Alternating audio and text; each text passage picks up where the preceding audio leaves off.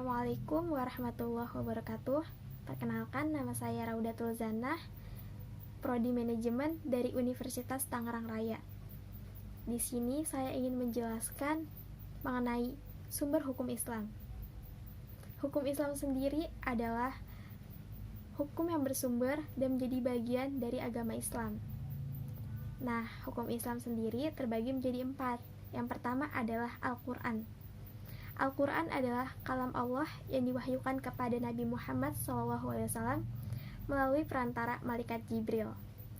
Al-Quran adalah pedoman hidup bagi umat manusia. Nah, sumber hukum Islam yang kedua adalah hadis.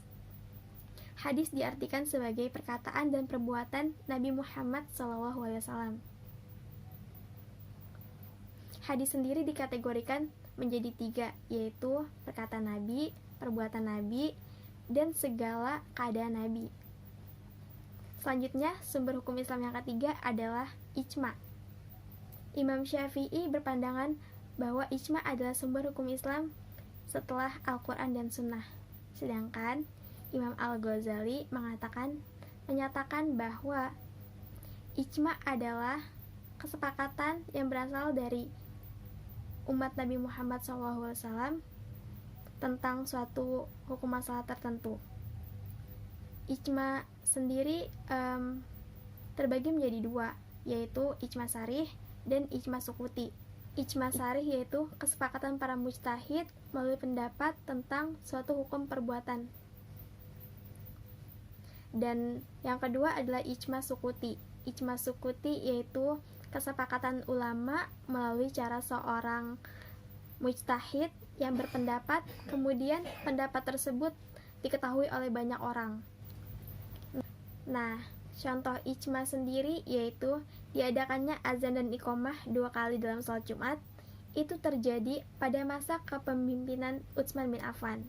Contoh yang kedua yaitu dibukukannya Al-Quran pada masa kepemimpinan Abu Bakar As-Siddiq. Dan contoh yang ketiga yaitu ditetapkannya hadis sebagai sumber hukum Islam kedua setelah Al-Quran. Sumber hukum Islam yang keempat yaitu adalah qiyas. Qiyas adalah menetapkan hukum atas suatu perbuatan yang belum ada ketentuannya dan didasarkan pada suatu yang sudah ada ketentuannya.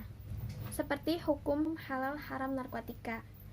Narkotika tidak disebutkan dalam Al-Quran dan juga hadis Nabi SAW, serta belum ada di zaman Nabi. Maka para ulama dan ahli ijtihad menganalogikan narkotika sebagai khamar, yaitu minuman yang memabukkan.